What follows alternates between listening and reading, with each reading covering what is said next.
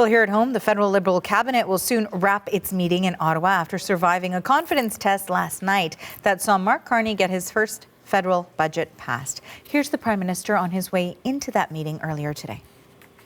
Good day for Canada. Yeah.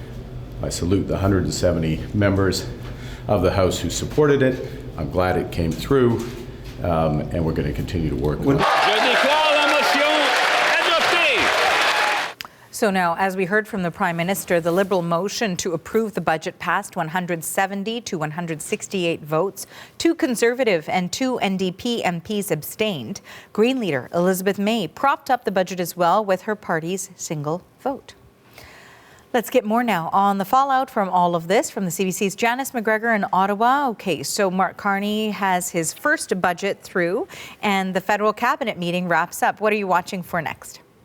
Well, the main budget motion has passed, but that's not the same thing as the entire budget being implemented, and that's the road ahead. That will be the focus in the House of Commons after question period today. I'm just watching. It appears that cabinet meeting has started to break, so you'll interrupt me if any ministers favor us with some additional scrumming here. But one of the things that the Prime Minister talked about on the way into the meeting was that there are still votes to come. And what was he talking about? Well, on notice, as of last night, as of immediately, I guess, following their success in getting sort of this first budget motion through, is the actual implementation legislation. So the way it works, there is another confidence vote on a motion to introduce budget legislation. That is what will unfold this afternoon. Again, theoretically, because it is a confidence vote, you could see some drama, but everyone's cards are on the table now.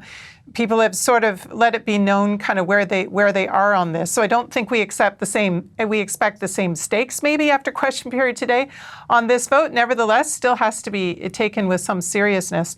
But after that, we will have in our hands the actual implementation bill for this budget.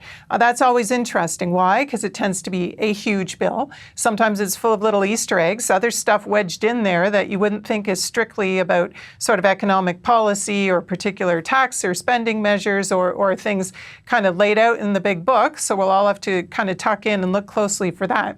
But also there are inevitably laws, regulations, things that need to be changed.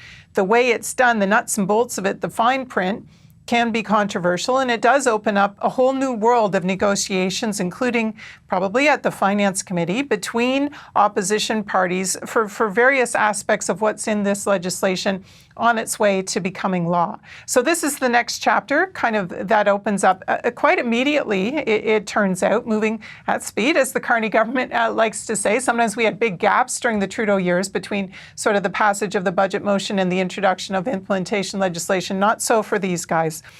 Finance Minister François-Philippe Champagne last night was sounding a little bit kind of subdued, conciliatory. Today, a little bit more partisan on the defensive, amid suggestions that he should have done more to maybe cut the drama and get New Democrats, for example, on side earlier. He said he does feel in this budget they have protected social programs that should have been important to them, but also noting that the labor movement supports a lot of the economic policy in this document, and he believes that's a reason for New Democrats to want to be on board. Although a New Democrat MP, Janyce, was in front of a news conference on another issue today and was defensive about the choices that her 7-member caucus made, with a couple of abstentions, of course, allowing the Liberals to continue to govern. But here's more from the Finance Minister speaking today, as well as the Government House Leader speaking today about the way forward for these budget policies. Canada needs to meet the moment. That's what Canadians expect us. So I don't understand how some will explain to their own constituents how they would vote against things that province have been wanting, the labor movement have been wanting, businesses have been wanting, our military have been wanting. The winners yesterday were Canadians, and we're obviously very But surely this is not a comfortable place to be. You had to get abstentions to get your budget through. I have very good advice for everyone. If you want to be comfortable, don't enter federal politics. especially in a minority parliament. Some relief, perhaps, but everyone realizes, I think, sort of that there's a lot still to go for these budget measures. Minister Champagne saying that he is not going to join Mark Carney on his trip to the United Arab Emirates, was to be flying out late this evening. In fact, he's going to stay back and be there to shepherd a little bit more of this stuff through sort of some of the House of Commons stages, which gives you an indication, I think, of how active these negotiations are, and frankly, how chock full of different things this legislation might be when we're getting our hands on it this afternoon. And Janyce, of course, as we continue to watch the next steps with the budget, we know that this hour the Prime Minister is set to take part in a welcoming ceremony for the King and Queen of Sweden, who arrived in Ottawa for a state visit. Their delegation includes some key Swedish business leaders. And to that end, we've heard from the industry minister, who's been speaking about a proposed deal being discussed with Sweden during this visit. What do we know so far? Yeah, defense procurement's always complicated, but don't be fooled by the pomp and circumstance that you're going to see with this visit by Sweden's king and queen. There's a whole lot of economic strategy going on below the surface, and a lot to do with the defense and the industrial partnerships between the two countries in this kind of fraught geopolitical moment. Mark Carney, I'm told in private, is going to be signing a strategic partnership with Sweden. The Swedish Prime Minister not on this trip, deputy is, but Carney will be adding his signature to this agreement to move forward. What we're watching for next, though, is whether there are actual large business deals. One of the CEOs on this trip, the head of Saab, of course, the manufacturer of the Gripen fighter jet, now part of a very active conversation as far as the future of Canada's fleet is concerned. Mélanie Joly, industry minister, was talking about how Canada is reviewing whether it is going to purchase additional F-35s beyond sort of the first 16 about to be delivered. That was something they decided to hit pause, think twice about, review. It might be affected by sort of where Canada's orders are in the queue if a bunch are going to Saudi Arabia, as you were just discussing with Hillary there. But here is Mélanie Joly on the future of this and how this might fit in with this now new proposal from Sweden to build some jets here.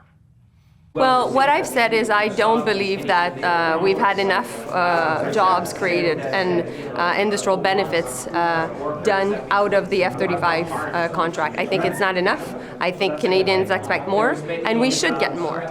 So that's my first point. And second, when it comes to the Gripen, of course, we're really interested in seeing what can be done because there was an unsolicited bid that came up. 10,000 jobs is indeed a very interesting offer.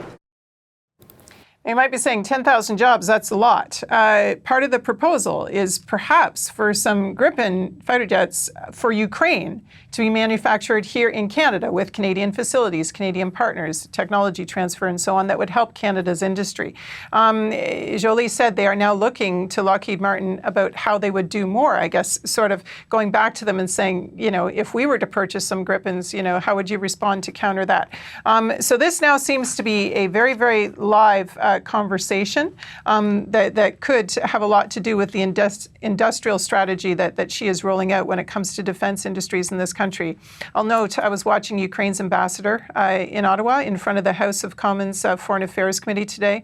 One of the things he was talking about was the need for Ukraine to be able to produce drones and other equipment in other countries, including Canada. There are going to be a lot of discussions this afternoon about Canada and Sweden working together to help Ukraine. Watch this space. Hey, thank you for this, Janyce. That's the CBC's Janyce McGregor in Ottawa.